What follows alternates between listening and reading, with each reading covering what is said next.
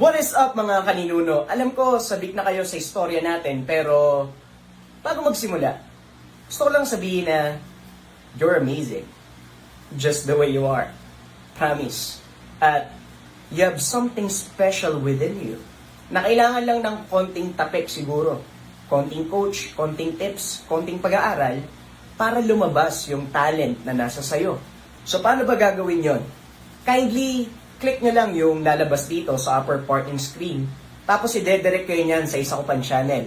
Doon, nag-upload ako ng contents, libre, na kung saan matututo ka ng mga ways paano makipag-usap, paano mag-move on, paano maging successful, paano manamit ng tama. And here's the deal. Kung sino man ang mag-subscribe sa channel na yon at mag-comment ng done doon sa recent upload ko, bibigyan ko ng libreng shoutout. So yun, kindly visit the channel. I promise you, literally, na kapag vinisip nyo yung channel na yon, pareho lang din ng pag-spend nyo ng time dito sa Ninuno channel kung saan nakikinig kayo ng story. Hindi masasayang yung oras ninyo. Again, you're amazing. You have something special within you. Hilama. Simulan na natin ang kwento.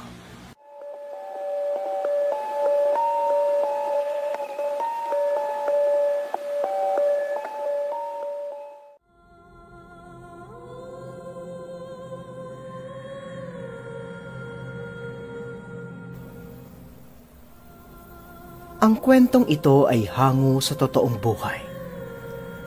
Mula ito sa isa nating kaninuno. Itago na lang natin ang pangalan niya bilang Pacman. Nangyari ito taong 1990. Abay, ang tumal naman ngayon, walang masyadong nabilay. Pagkaganda-ganda ng panahon. Pero ang tumal, ano bang nangyari sa mga tao? Ayaw magsilabas ng bahay para mamilay. Magsayaw na lang kaya ako dito sa gitna. Ang ganda-ganda ng mga paninda kong prutas ay naku pari, sa akin din. Manupat, ang ganda-ganda ng ane ng golay. Wala naman masyadong tao. Baka mabulok lang tong mga to. Oy! Magsilabas kayo ng bahay nyo. Bumili kayo ng golay sa kaprutas. Hay nakaw, Pacman.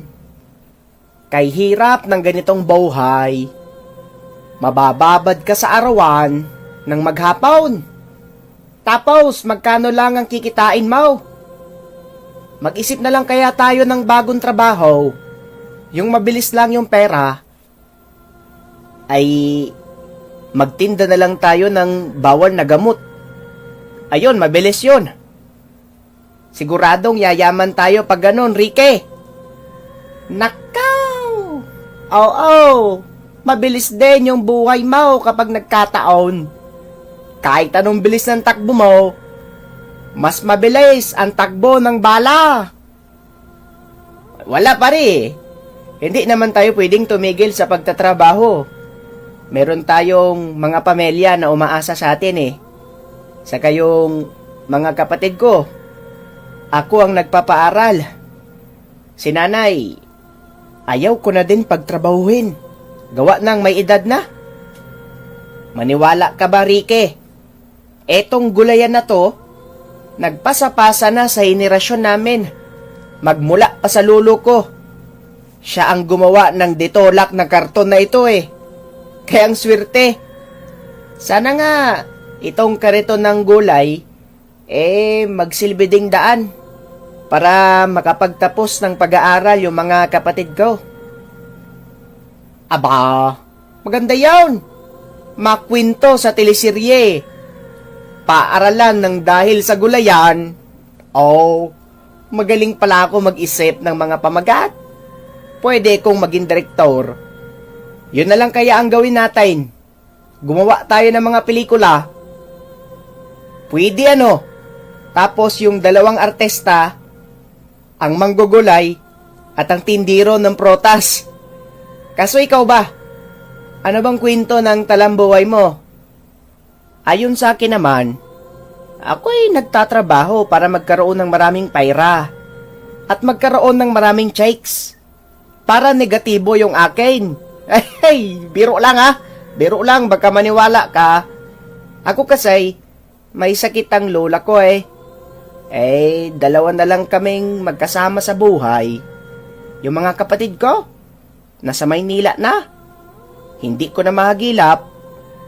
Ewan ko nga kung paano nila nakayang tiisin na iwan na lang ang lola namin. Yun ang nagkayod at nagtrabaho para maisalba at mabigyan sila ng magandang kinabukasan. Ako kasi, ako ang bunso. Kaya hindi na ako nakapag-aral. Mas gusto ko kasi kasama ang lola ko at tulungan siya sa mga ginagawa niya. Hindi naman namin nakalain na mangiiwan yung mga kapatid ko. Ay, grabe ang mundo. Ngayon, medyo malala ang sakit ng lola. Kaya kailangan magtrabaho maigay para mabilan siya ng mga gamot. Yun na lang naman ang iniisip ko, ang lola ko. Kahit wala nang matira sa akin. Aba, grabe din palang istorya mo Nike. Pareho palang maganda ang istorya natin. Siguradong pang blockbuster pag nagkataon. Maraming manunood at iiyak. Pero ako, hindi ko makita yung sarili ko na nagtatrabaho sa opisina. Doon sa malamig. Pakiramdam ko, maninigas ako doon Sanay ako sa arawan. Tapos isipin mo, magdamag silang nakaupo nakaharap sa mga telepono. Nakakatamad yon. Mas gusto ko dito. At least nakikita ko yung buong paligid saka marami akong nagiging kaibigan. Marami akong nagiging soki ng paninda. Marami akong nakakausap. Kahit naman malakas tumawad yung iba sa paninda, nakakasundo ko pa rin naman pagdagal. Oo nga naman, Pacman. Ako din. Ayoko magtrabaho sa ganyan. Kailangan maganda palagi ang suot mo dito tignan mo. Kahit ano pwedeng suotin. Kahit magsando lang pwede na. Marami pang magandang checks na nadaan. Meron pang libreng osok ng barbecue.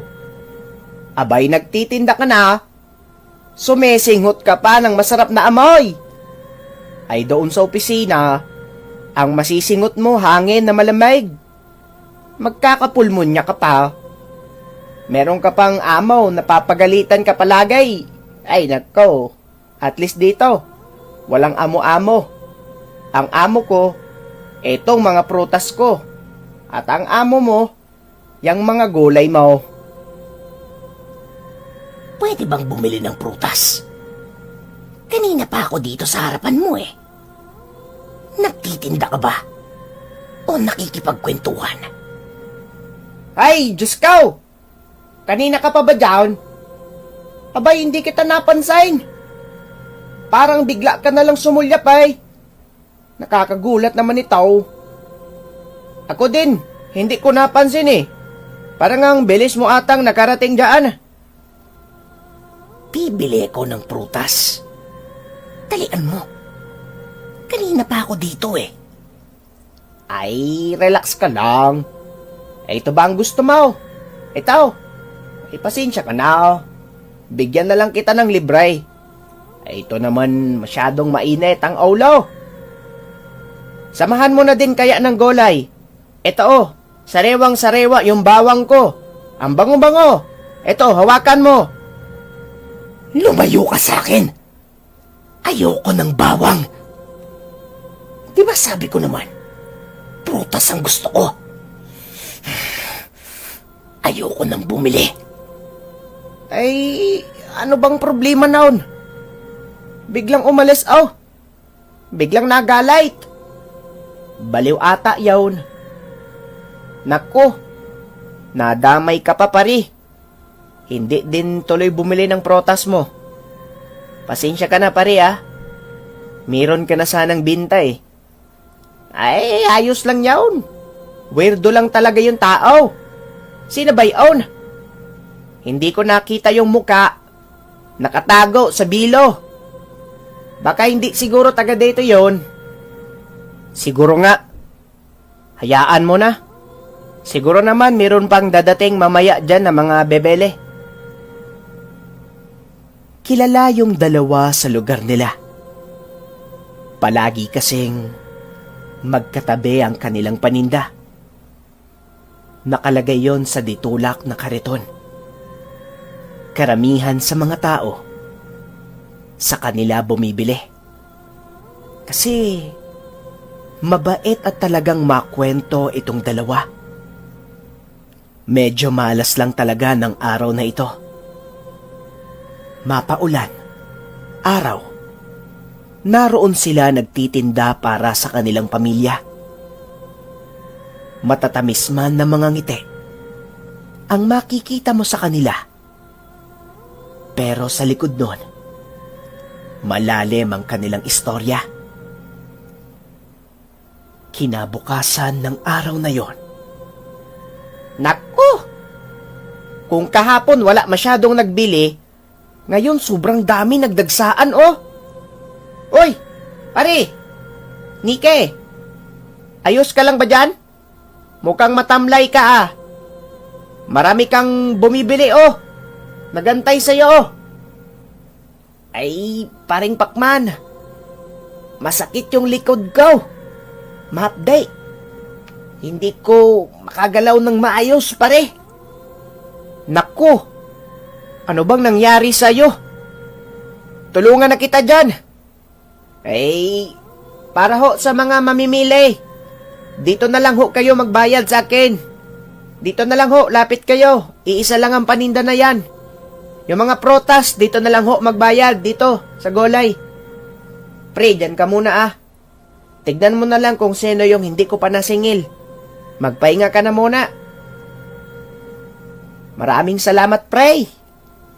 Masakit talaga yung likod ko. Hindi ko alam kung anong nangyari sa akin. Nang humupa yung dami ng tao, sinubukan nilang tignan kung anong meron doon sa likod ng kaibigan niya. Pre, anong nangyari dito? Pulang-pula yung likod mo ah. Ano bang ginawa mo kagabi? Ay, hindi ko alam. Basta kagabi, pag-uwi ko, nung sinasalansan ko yung protas, doon sa loob ng bahay. Abay, bigla na lang sumakait. Bakit ganon? Baka napagod ka lang kakasalansan mo. Kaya sumakit. Nagaganyan din ako minsan eh. Kapag inaayos ko yung mga gulay sa loob ng bahay. Katabi ko nga halos matulog yung mga gulay eh. Lalong-lalo na tong bawang. Paboreto ko kasi yung amoy.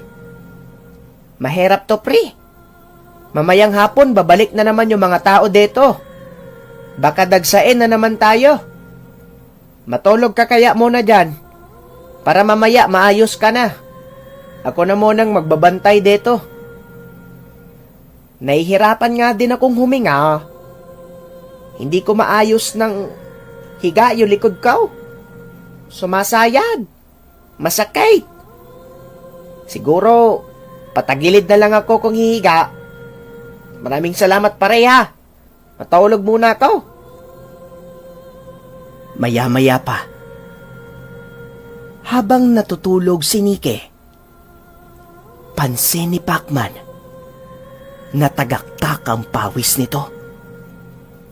Kumukunot din yung noo na para bang hirap na hirap sa nararamdaman niya.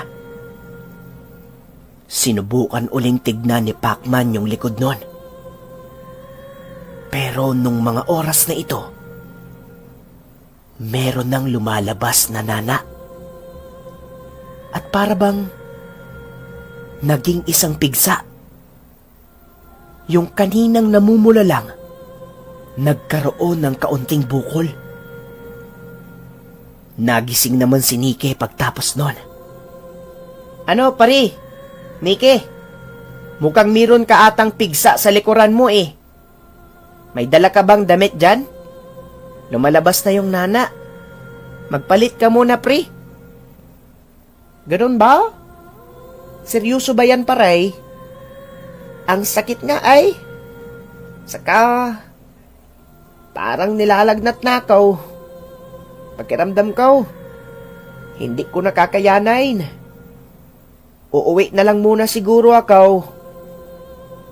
Kakayanin mo bang magtulak ng kariton? Baka bigla ka na lang tumumba dyan sa daan eh. Mahirap na pare. Mamaya ka na lang kaya umuwi. Tutulungan na lang kita. Kaya ko yan. Kakayanin ko yan. Sige pre, mauuna na ako.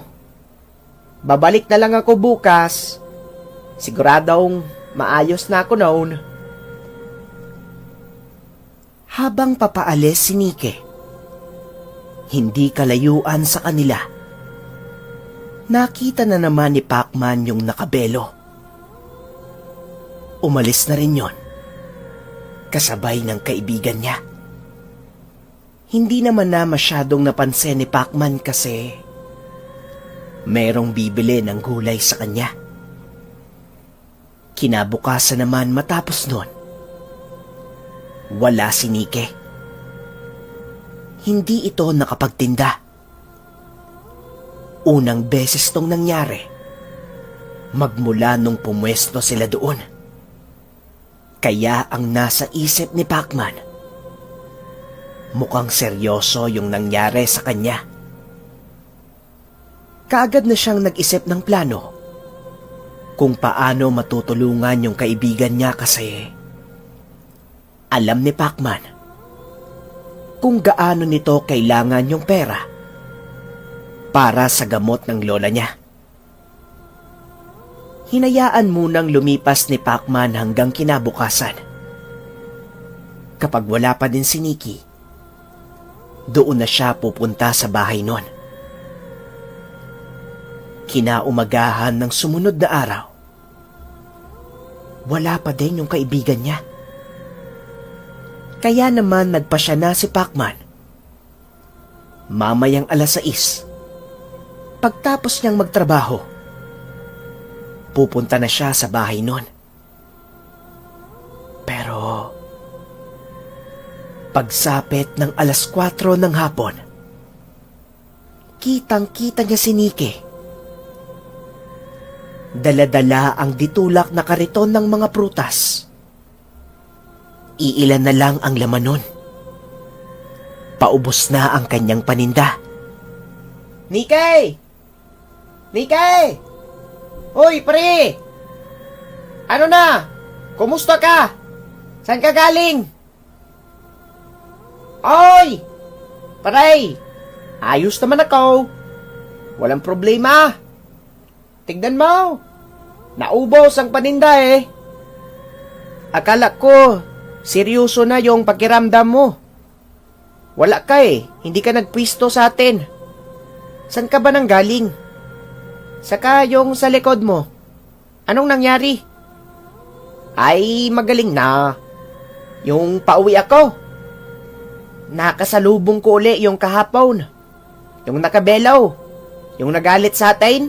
Yung inalok mo ng bawang. Mayroon siyang tinuro sa aking lugar. Doon, sa may kabilang partay. Eh, hindi kasi ako masyadong nagagawi doon. Abay, meron na palang mga bahay-bahay. Doon sa may bandang paitaas, malapit sa bundok. May iilang mga bahay doon. Mga nasa 20 o 30 bahay. Bago lang yun eh. Yung mga tao doon, sabik na sabik sa prutas. Ang bibilis nung pagdating ko. Abay, pinakyaw lahat. Ayos yun pariya. Mukhang maganda pala pag nagpunta ako doon. Pero, paanong biglang nawala yung sakit ng likod mo? Eh, parang ang lala na nun nung nakaraang araw ah. Nilalagnat ka pa nga, 'di ba? Kaya ka nag-uwi. Eh, hindi ko alam. Basta, pagkakausap sa akin nung nakabilo, nawala na yung sakit. Pero pare, sasabihin ko naman talaga sa'yo yung pwesto doon. Kaso, mukhang galit na galit talaga sa'yo yung nakabilo. Huwag ka daw pupunta doon. Hindi ko alam kung bakit. Pero, baka siya lang naman ang may ayaw sa'yo. Pero yung ibang mga nakatira doon, baka gustong bumili ng mga gulay. Tignan natin pare bukas. Kasi yung mga soke, nagaantay sa atin dito eh. Maraming ang naghahanap ng protas mo. Ang sabi ko, baka nagpahinga ka lang sandali. Kasi hindi maganda yung pakiramdam mo kahapon. Nako! Patay tayo dyan, paray. Pinapabalik ako ng mga tao doon. Bukas daw bumalik ako. Paano kaya yan? Tingin ko, papakyawin kasi nila bukas yung paninda ko doon. Pero, kapag maagang natapos, punta na lang ako kaagad sa pwesto natin. Samahan kita, kahit maubos na yung paninda ko. Sige, pare, ganon na lang. Antayin na lang kita dito. Sana merong matira sa mga paninda mo bukas para makabili pa yung ibang mamimili natin. Kinabukasan ng umaga, habang nag-aayos ng panindang gulay si Pacman, dumaan si Nike at pupunta na doon sa pwestong sinasabi niya. Pare! Ingat ka! Daan ka dito mamaya pagkatapos mo dyan. Ay sige! Babalik ako kahit maubaws yung paninda. Sumapit ang tanghali. Wala si Nike. Ang nasa isip naman ni Pacman, baka natagalan lang sa pagbalik. Pero hanggang sa sumapit ang hapon, wala pa din. Sinubukan niyang antayin yung kaibigan niya kasi doon din naman dadaan yon kung sakaling uuwi na ito sa bahay niya. Pero hanggang sa umabot na ang dilim, wala pa rin. Kaya umuwi na rin si Pacman. Hanggang sa bahay, iba yung pakiramdam niya sa nangyari. Iba yung kutob niya. Hanggang sa nagulat na lang siya nang biglang kumatok si Nike sa bahay niya. Paray! Pasensya ka na. Hindi ako nakabalik kaagad. Medyo ginabi eh.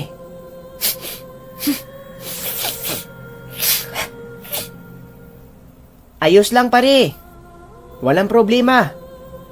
Ay, bakit ka naman ginabi? Ang sakit sa ilong pare. Yung amoy ng bawang. Ang sakit sa ilong. Ay, ayan ang mga bawang oh. Katabi ko kasi sa pagtulog yan eh. Gusto ko yung amoy. Ay, kumapit siguro sa damit ko. Ang sakit talaga sa ilong. Mauna na muna ako pare.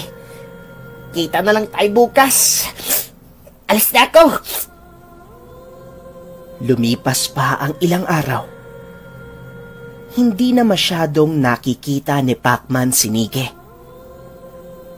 Medyo nanibago siya sa mga pangyayari kasi sa tinagal-tagal nilang magkaibigan, palagi silang magkasama nung tao na yon.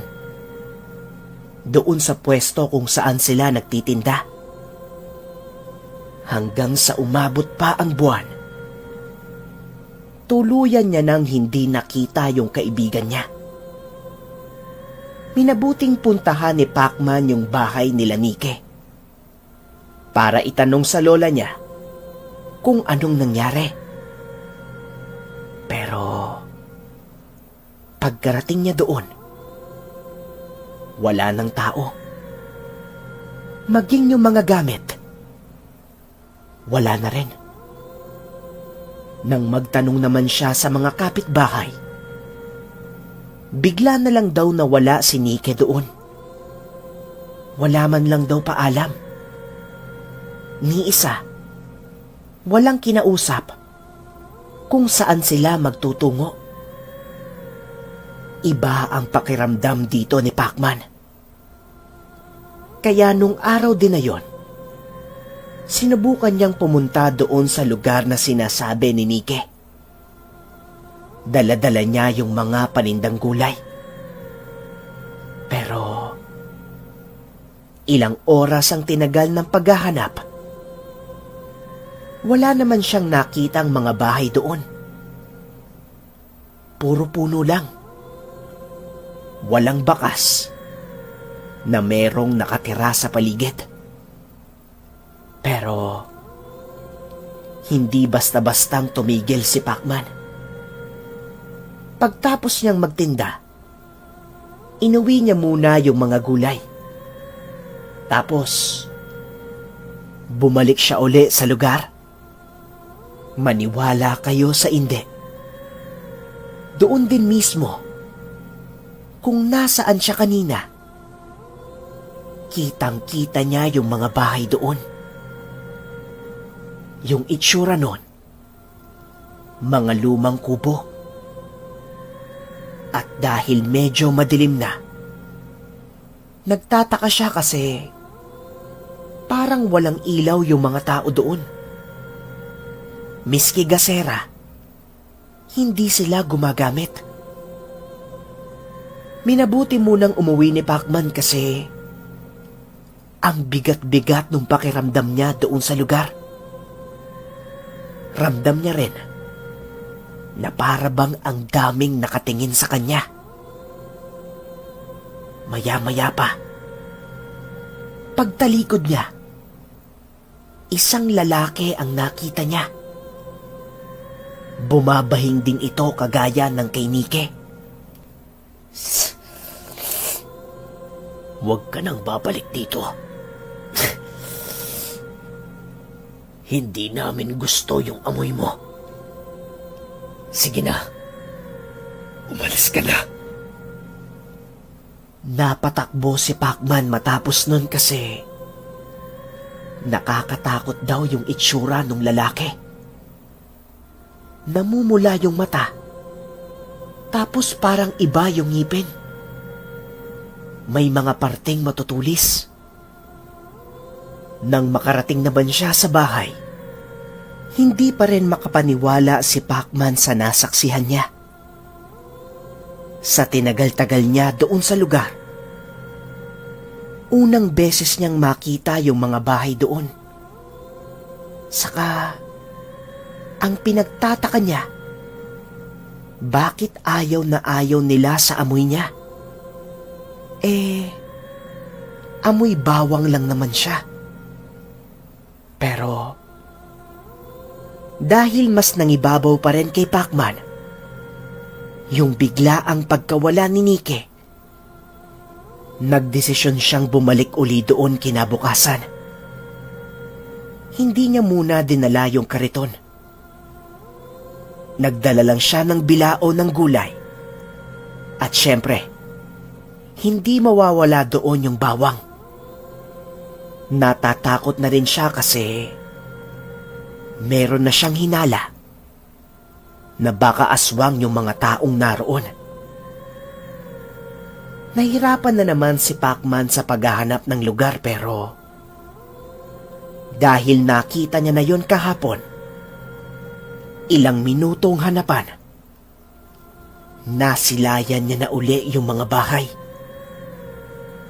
Natatakot man, nagpatuloy pa rin siya ng pagpunta doon. Layo-layo ang bahay nila. At bawat bahay, merong katabing malaking puno. Natatakpan ng dahon yung sinag ng araw. Kaya medyo makulimlim yung paligid. Nauutal na sigaw ni Pacman. Golay? Golay! Golay kayo dyan! Pero, yung mga bahay doon, nakasara. Hindi mo masisilip yung loob. Nagpatuloy lang sa paglalakad si Pacman at pagsigaw ng gulay. Hanggang sa makarating siya sa dulo, ni isang bakas ng tao. Wala. Dead end na rin yung pinakadulo nun. Maya-maya pa, nagtaasan yung balahibo niya sa batok at nakaramdam ng matinding pangingilabot. Nakakarinig din siya ng maraming bulungan sa likuran niya. Dahan-dahang humarap si Pacman doon. Saksing buhay siya dito. Kitang-kita ng dalawang mga mata niya yung mga bahay na walang tao kanina. Napakarami ng tao. Lahat yun, masama ang titig sa kanya. At bakas din sa kanila ang panggigigil na tila ba galit na galit. Ramdam ni Pacman na hindi siya tanggap doon sa lugar. Kaya nagmamadali na niyang binaybay pabalik. Bawat taong madaraanan niya, patuloy ang pagbahing nito at paggamot sa kanilang mga ilong na tila ba bahong-baho sa kanya. Sa bawat nalalagpasan niya, sumusunod yon sa likuran niya. Nang makarating na siya sa dulo, ang buong akala ni Pacman tapos na. Ang akala niya ligtas na siya pero biglang lumabas yung nakabelo na nakaaway niya. Ang lakas naman ng loob mong pumunta dito. Di ba sinabihan ka na ng kaibigan mo? Hindi ka tanggap sa lugar namin. Baka gusto mong magaya sa kaibigan mo. Nasaan si Nike? Bakit bigla siyang nawala? Anong ginawa mo? Ano? Nagkukunwari ka pang hindi mo alam kung anong nangyayari dito? Hindi ka ba nakakalata kung bakit kami naiirita sa amoy mo? At bakit ako nainis sa'yo nung inalok mo ko ng bawang? Sa likod ni Pacman, bigla siyang nakaramdam ng matulis na kuko. Na tila ba merong tumusok doon. Dali-dali siyang tumakbo matapos nun.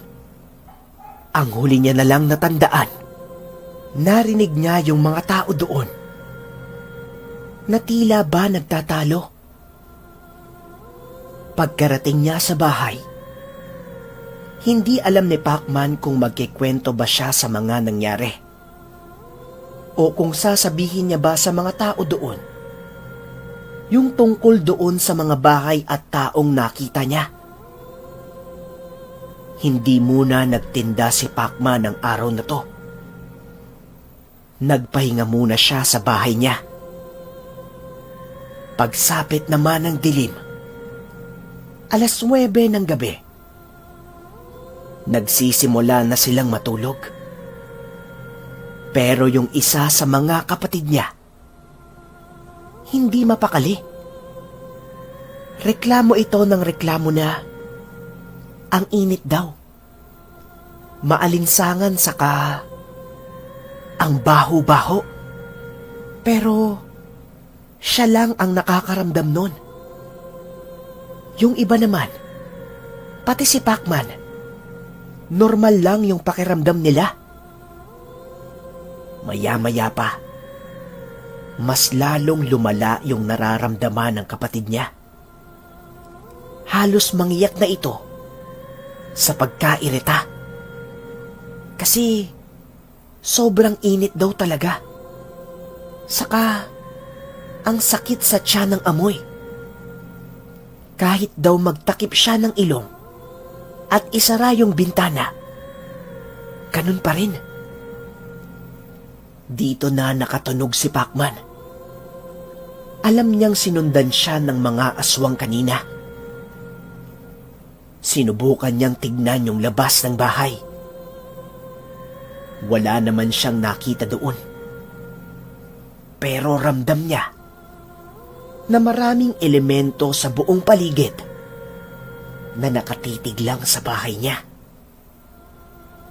Nakarinig siya ng psst, psst, psst. Halika dito. Huwag ka dyan sa liwanag. Hindi kita sasaktan.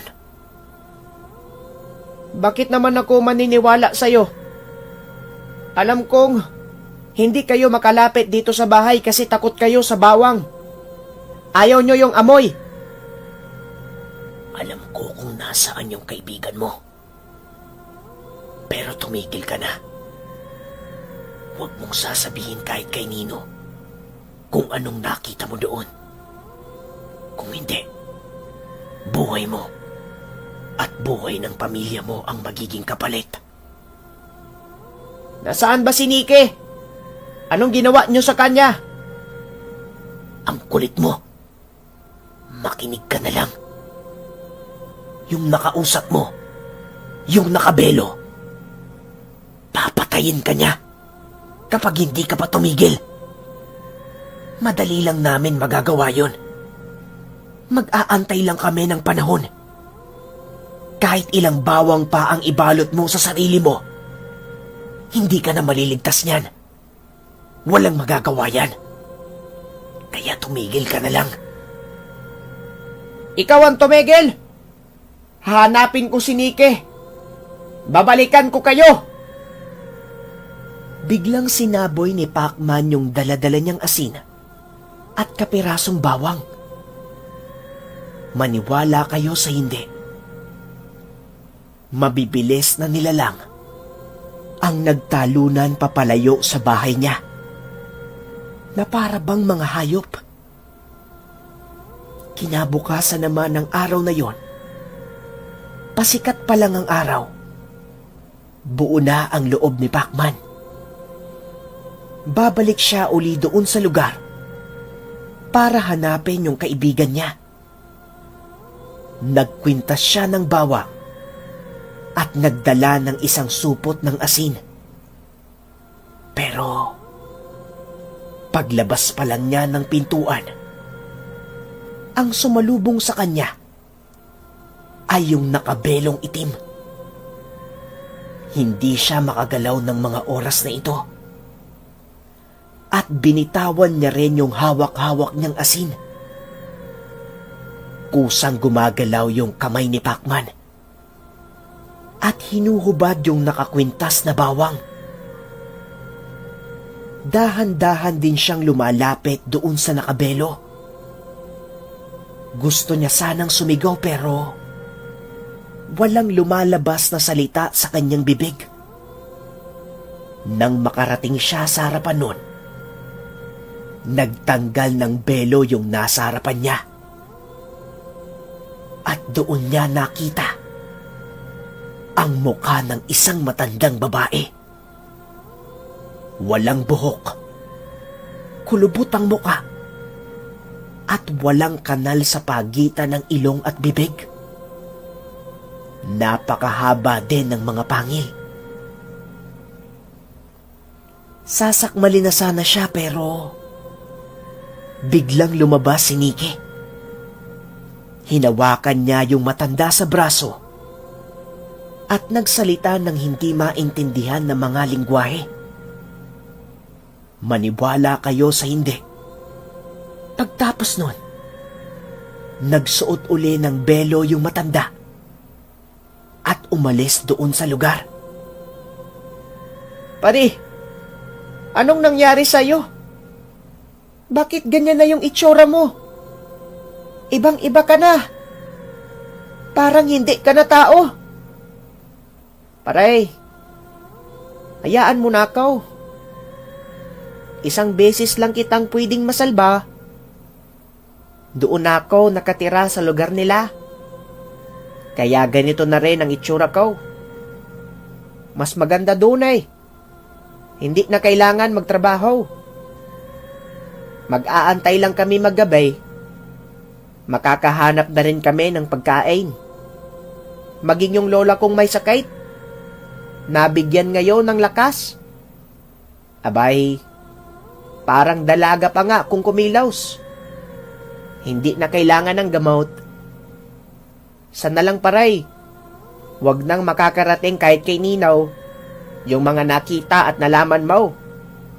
Kasi, hindi na kita maliligtas sa susunod. At baka madamay pa yung mga kapatid mo. Hayaan mo na lang ako, paray. Hindi ko na kaya yung buhay ng hirap natin. Doon sa pagtitinda eh. Kawawa din ang lula ko. Kaya ito na ang pinili kong buhay. Mag-iingat ka palagi, pare ha. Palagi kitang babantayan. Nasa paligid lang ako. Pangako yan. Hindi na ako pwedeng magtagal pa dito. Kailangan ko nang umalis. Sana pagbigyan mo yung huling-hiling ko sa'yo, pare. Mag-iingat ka. Huwag kang mandadaya sa pagtitinda ng gulay, ha? Paalam, pare. Magmula ng araw na yon, hindi na muling nakita pa ni Pacman si Nike. Wala din naman sobrang nakapansin ng pagkawala ng kaibigan niya. Merong kaunting nagtatanong nung una pero nang lumipas pa ang mga araw, tuluyan na lang din siyang nakalimutan. Mag-isa na lang naiwan sa pwesto si Pacman kung saan sila nagtitinda. Pero kahit na ganon, ramdam pa rin ni Pacman na nariyan lang yung kaibigan niya. Nagmamasid, nagbabantay, at handang umalalay sa kahit anong oras. Pero, sino ba namang mag-aakala na yung simpleng buhay nila ay mag-iiba ng dahil sa bawang?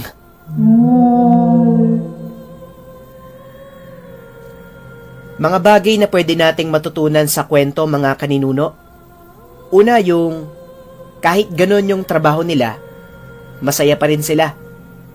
'Di ba? Kahit nasa kalsada, naiinitan, mahirap, konti lang yung kita, naroon yung konsepto na masaya sila sa trabaho nila kasi marami silang nakakausap na tao. Yung tipong simpleng pamumuhay lang. Pero hindi porket masaya, hindi nahihirapan. Kahit matamis yung ngiti na nakikita sa kanila, yung likod pala ng kanilang istorya ay merong matinding pinanghuhugutan. Merong matinding kaakibat na sakripisyo para sa kanilang pamilya, para maisalba at mabigyan ng magandang kinabukasan. Pero yun nga, nang dahil din sa kahirapan, kaya ganun na ang naging desisyon ni Nike. Sino bang hindi gugustuhin yon? Hindi mo na kailangan bigyan ng gamot yung lola mo. Gagaling na kaagad. Ganun talaga eh. Mahirap yung buhay. Kaya pag nakakita tayo ng oportunidad para iligtas yung mahal natin sa buhay, kukunin at kukunin yon ng taong nahihirapan. Hindi naman natin masisi eh. Kaya mga kaninuno, kung ano mang meron kayo ngayon, appreciate nyo yan. Kahit maliit o malaking bagay, ang mahalaga meron. Hindi kailangan na palaging marami. Ang importante meron. Doon pa lang, magpasalamat na tayo. Pagising pa lang natin, magpasalamat na tayo. Sa hangin pa lang na nakukuha natin, magpasalamat na tayo. Kahit negatibo yung nangyayari ngayon sa kapaligiran, meron pa rin tayong magandang makikita dyan. Sana magsilbing inspirasyon yung kwento na ito sa lahat sa atin. Kasi minsan, kung sino pa yung nahihirapan, sila yung sobrang nagsasakripisyo. At yung mga meron, feeling nila sila yung wala. Ang pinakapunto, makontento ka kung anong meron ka. Pero wag kang titigil na mangarap. Yun lamang. Naway nagustuhan ninyo ang ating istorya. Huwag kalimutang mag-like, share, at subscribe kung nagustuhan nyo. Shoutout din para kay Rafael Lorenzo Mateo sa comment na ito. Salamat kaninuno. Shoutout din para kay Justin Plana para sa comment na ito. At kung gusto nyong ma-shoutout mga kaninuno, ang tanong para sa video na ito, ano ang pinaka nagligtas kay Pacman? At bakit? Comment lang ng comment. Pipili ako ng i-feature ko dyan sa susunod nating upload. Huwag din kalimutang i-visit yung kabila kong channel mga kaninuno. Yung nakita nyo nung simula ng video na ito. Aasahan ko kayo doon. Sana suportahan ninyo. Yun lamang. Lagi lamang nating tandaan, ang masyadong paniniwala sa supernatural ay ginagawa tayong ignorante. Ngunit ang masyadong pagdepende sa siyensya at lohika ay ginagawa tayong arugante. Hanggang sa muli. Bye! Maraming salamat sa mga comments na ito.